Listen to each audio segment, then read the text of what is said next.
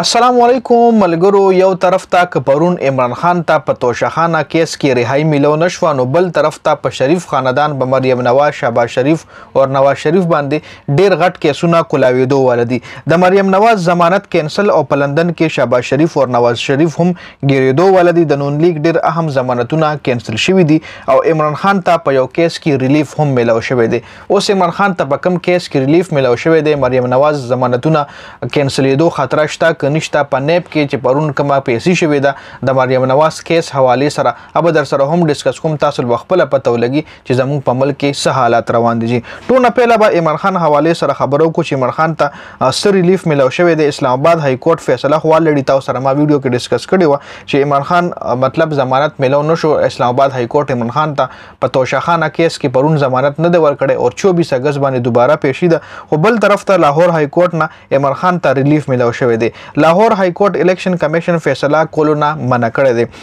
په عمران خان د توهین الیکشن کمیشن کیس هم دی. هغه کیس یادوم توهین الیکشن کمیشن کیس کې فواد چودھری معافي هم غوښتلی وه، خو عمران خان ویلي چې ما خو څه غلطه نه ده کړې چې معافي وغواړم. نو په عمران خان دغه کیس هم جوړ شوی دی، توهین عدالت کیس. توهین عدالت نه سوري، توهین الیکشن کمیشن کیس په عمران خان باندې جوړ دی.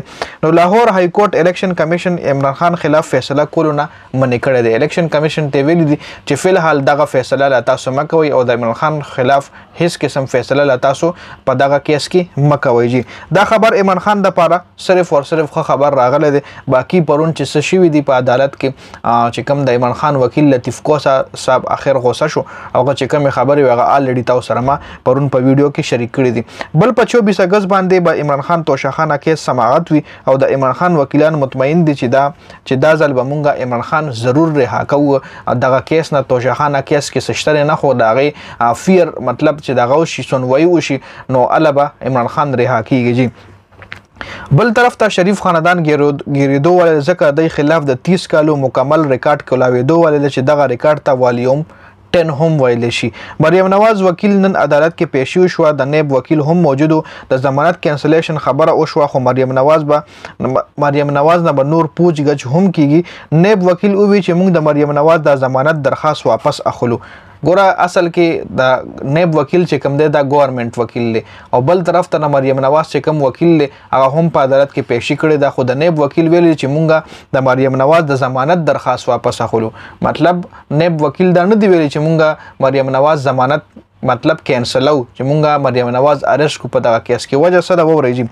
عدالت ترې تپوس وکړو چې ولې واپس اخلي. نو نیب وکیل ورته وویل چې د نیب قوانین کې ترمیم شوی، لہذا هغه ترمیم نه پس مونږ د مریم نواز گرفتاری ضرورت نشته. مطلب دای چې کم په نیب کې ترمیم کړو خپل کیسونه ټول ختم کړي وو. نو د نیب وکیل وی چې نیب کې ترمیم شوی دی نو چې د نیب کې ترمیم نه پس مونږ د مریم نواز د گرفتاری ضرورت هم نه راځي ځکه دا بل رولز چې کم دای جوړ کړی دی.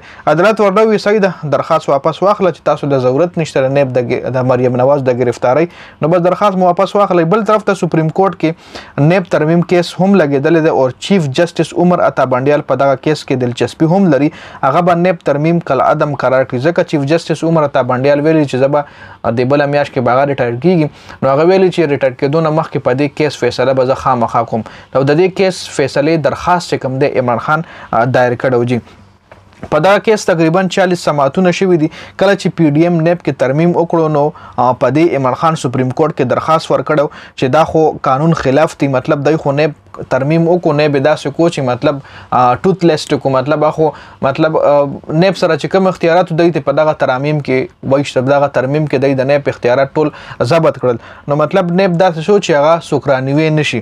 دا څنګه د څنګه نیب کې ترمیم وکړو عمران خان ولوي او خپل کیسونه څنګه ختم کړل. او کله چې چیف جسټس د نیب ترمیم کل عدم قرار کړو نو بیا د شریف خاندان خیر نشته دی چې کوم د نیب ترمیم کړی دی. نو کچری چیف جسټس دغه د عمران خان په درخواست باندې غور وکړو او فیر فیصله د ملک سره فیر فیصله د عمران خان سره نه د ملک سره فیر فیصله راغه نو بیا به دا ټول چې کوم د گرفتاری کیږي رانا ثناء الله، مریم نواز، شهباز شریف څومره هم کرپ خلک دي دا به گرفتاری کیږي. خو چې کله د نیب ترمیم د کل عدم قرار شي. جی لندن نه خبر راغله چې نواز شریف د مریم نواز ضمانت کینسلیشن په وجه باندې ډیر زیات پریشان دی. جی چونکه نواز شریف له هم پته را کچري چیف جسټس عمر عطا بنډیال دغه نیب ترمیم کل عدم قرار کړو نو بیا د چام خیر نشته بیا به ټول جیل ته کیږي او چې څومره کرپشن دی کړی دی ابا مخې ته راځي خو دې ځکه زه یو بل کوېسچن ریس کوم چې یو ایماندار سړی یو هغه ځان له ایماندار وایي او هغه بیا د نواز شریف ته ملګرتیا کوي نو دا